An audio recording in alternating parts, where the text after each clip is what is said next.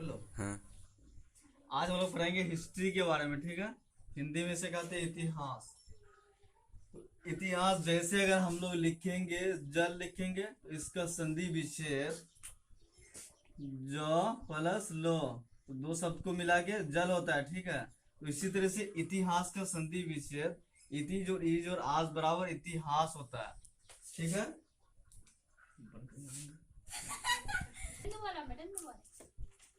शुरू के टाइम। हाँ, शुरू के टाइम। इतिहास का संधि विच्छेद इति जोड़ ई जोड़ आस बराबर इतिहास, ठीक है। इतिहास का अर्थ क्या होता है, उसका माने क्या होता है, जैसे बुनना, छानबीन करना, खोज करना। मतलब पुराने जमाने में जब दुनिया बनी थी तब कोई भी चीज जो नया चीज था उसको एक दूसरे से मिलाकर, एक दूसरे के बारे में पता करके, खोज करके, हर चीज को मिला जुला करके तब कोई एक चीज खोजा जाता था। तो इसलिए इतिहास का अर्थ मीनिंग क्या होता है, बुनना, छानबीन करना, खोज करना, ठीक है। यहाँ तक समझ गए। अब यहाँ पर ग्रीस के लोग इतिहास को हिस्ट्री कहते थे। जब दुनिया बनी तो ग्रीस एक देश था, तो वहां के लोग इतिहास को हिस्ट्री कहते थे। हिस्ट्री जो है वो कहाँ से आया, कैसे आया। हिस्ट्री यूनानी, यूनान देश है तो वहां के आदमी को यूनानी कहते हैं, ठीक है। तो यूनानी और उसी उसी का दूसरा नाम फिर ग्रीक है, वो एक भाषा है। हिस्ट्री यूनानी ऑब्लिक ग्रीक भाषा के शब्द हिस्टोरिया से बना। हिस्ट्री कौन सा शब्द से बना, हिस्टोरिया से बना। हिस्ट्री के बारे में एक किताब लिखा है, ठीक है। जब दुनिया बनी थी तब उस टाइम में एक ही किताब आया जो हिस्ट्री के बारे में ही सिर्फ जानकारी देता था। तो उस किताब का नाम था हिस्टोरिया नामक पुस्तक।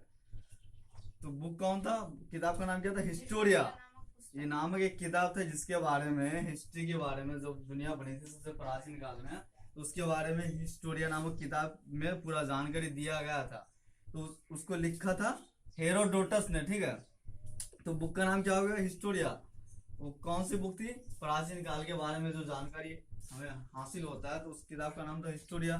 तो उस किताब को लिखा था हेरोडोटस ने। तो इसीलिए हिस्ट्री का पिता हेरोडोटस को ही कहा जाता है। इसलिए कहा जाता है हिस्ट्री का पिता हेरोडोटस को। अब तक जितना भी जो भी खोजबीन हुआ था सब उसी के जरिए से पता चला। वो एक लिखित किताब में जानकारी दिया था, लिखित करके कैसे सा चीज था, ऐसे बना वैसे बना, हर चीज के बारे में जानकारी दिया था सिर्फ हेरोडोटस ने। इसलिए हिस्ट्री का पिता हेरोडोटस को ही हम लोग कहते हैं। अब यहाँ तक तो हो गया बेसिक जानकारी हिस्ट्री के बारे में। हिस्ट्री क्या होता है, कहाँ से आया, नहीं आया, वो उसका माने क्या है। अब यहाँ पर हम लोग आदि मानव अपनी भूख मिटाने के लिए क्या खाते थे। जब दुनिया बनी तो उस टाइम में आदि मानव ही थे जो जंगलों में रहते थे, घूमते फिरते थे, एक जगह अस्थायी रूप से नहीं रहते थे। तो आदि मानव जो थे अपनी भूख मिटाने के लिए क्या खाते थे। आदि मानव के द्वारा कौन सी खोज की गई थी, आग जलाना, फल फूल, आग जलाना। कृषि की खोज का आदि मानव के जीवन पर क्या प्रभाव पड़ा। जब कृषि के बारे में जानकारी मिला आदि मानव को, तो ये प्रभाव पड़ा कि उन लोगों का रहने सहने का स्टाइल बदल गया, लाइफ स्टाइल। वो लोग अब एक ही जगह रहने लगा। उससे पहले आदमी इधर उधर जाना आना जाना करता था, घूमता फिरता था, जहां मन वहां रहता था। जब खेती होने लगा, कृषि के बारे में जानकारी मिला, तब वो लोग एक जगह अस्थायी रूप से रहने लगा, फिक्स जगह में। आदि मानव ने जीवन काल कहाँ प्रारंभ किया था, नदी के किनारे में। इसलिए क्योंकि नदी के किनारे में मछली वगैरह मारने के लिए, खाने वगैरह के लिए बहुत तरह का काम जो होता है नदी के आसपास में फायदा ज्यादा होता है। तो नदी के आसपास वह कौन सी नदी थी जिसके नाम पर एक सभ्यता का नाम पड़ा। तो सिंधु नदी,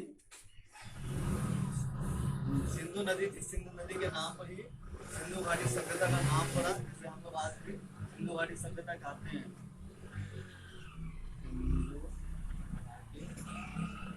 सभ्यता, इसी का दूसरा नाम, सिंधु घाटी सभ्यता का दूसरा नाम हड़प्पा सभ्यता है। तो आज हम लोग पढ़ेंगे हड़प्पा सभ्यता के बारे में, ठीक है।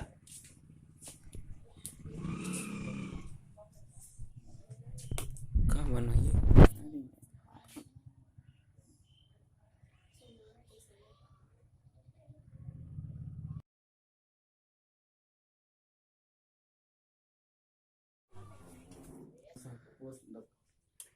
आज हम लोग पढ़ेंगे हड़प्पा सभ्यता के बारे में। कल पढ़े थे और आज दूसरा क्लास है, ठीक।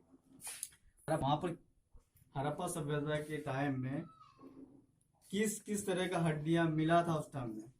सबसे पहले मवेशी का हड्डियां मिला था, मतलब मवेशी में ही ये सब आता है, भेड़, बकरी, भैंस, सुअर, मछली तथा पक्षी। एग्जाम में आ सकता है कि इनमें से हड़प्पा सभ्यता में कौन सा हड्डी मिला था। तो ऑप्शन में रहेगा मछली, पक्षी, सुअर, भैंस।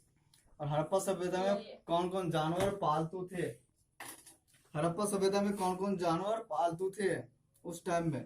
तो भेड़, बकरी, भैंस एवं सुअर, सिर्फ 4 जानवर पालतू थे, ठीक। हड़प्पा सभ्यता में अभिलेख, मतलब राजा जो भी होते थे वो अपने बारे में जो लिखते थे हर चीज में और दूसरे को भेजते थे संदेश लिख के, तो अभिलेख कहा जाता था। तो सबसे लंबे अभिलेख में कितना चिन्ह था? 26 चिन्ह। तो एग्जाम में आ सकता है। और हड़प्पा सभ्यता की खोज सबसे पहले किस सभ्यता की खोज हुई थी? हड़प्पा सभ्यता। हड़प्पा सभ्यता का एक अनुष्ठी पहचान, अपना अलग पहचान था। कौन चीज के लिए? नियोजित जल निकास प्रणाली के लिए। नियोजित जल निकास प्रणाली के लिए। हड़प्पा सभ्यता का प्रमुख शहर या सबसे बड़ा शहर कौन सा था? मोहनजोदड़ो। कल हम लोग मोहनजोदड़ो के बारे में पढ़ेंगे उसे। हड़प्पा सभ्यता का सबसे प्रमुख शहर और सबसे बड़ा शहर कौन था? मोहनजोदड़ो। हड़प्पा सभ्यता में जो जुते हुए खेत मिले थे, किस जगह में मिले थे? कालीबंगन, अभी राजस्थान में है। हड़प्पा सभ्यता में जुते हुए खेत कहाँ से मिले थे? कालीबंगन। कालीबंगन अभी राजस्थान में है। हड़प्पा सभ्यता के टाइम में जो जंगली जानवर होते थे वो कौन सा जंगली जानवर होते थे? वराह, मतलब सुअर, हिरन तथा घड़ियाल। 3 तरह के जंगली जानवर पाए जाते थे जब हड़प्पा सभ्यता बना था। कितना जानवर? जंगली जानवर 3 तरह के। एक नंबर में वराह, मतलब सुअर, हिरन तथा घड़ियाल।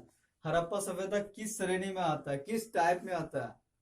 तो आग ऐतिहासिक काल। इसको आग ऐतिहासिक इसलिए कहते हैं, इस टाइम में जो भी चीज जो लिखे गए थे उसको पढ़ा नहीं जा सका। आज तक कोई पढ़ने नहीं पाया है और इसके बारे में ज्यादा लिखित जानकारी भी नहीं है, इसलिए इसको आग ऐतिहासिक काल कहते हैं। ये एग्जाम में डायरेक्ट आ सकता है कि हड़प्पा सभ्यता किस श्रेणी में आता है। आग ऐतिहासिक काल कर देगा, नवपाषाण काल करेगा, पूरा पाषाण काल, इसी से बहुत सारा आता है।